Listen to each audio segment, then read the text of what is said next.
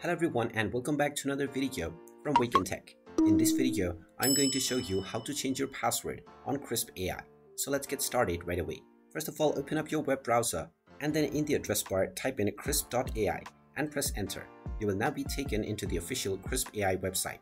Now click on the sign in button at the top right corner alongside the download button if you haven't logged into your account already. If you see my account, then this means you have already been logged in. Click on my account and you will be taken into your account. Now within this page, if you tap on settings, then you will see various different options for your profile. However, you will not find any option to change your password. This is because the Krisp AI doesn't use a password feature at all. You will simply need to enter the verification code that has been sent to your email address that you used while signing up for your account.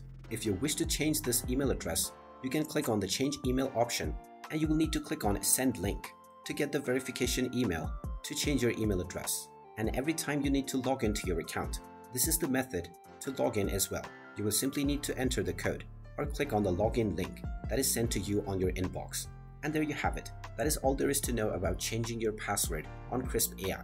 If you find this video helpful, make sure you hit that like button and subscribe to our channel if you haven't done so already. Also ring that notification bell to never miss another update from us. Thank you for watching and I will see you again in the next video.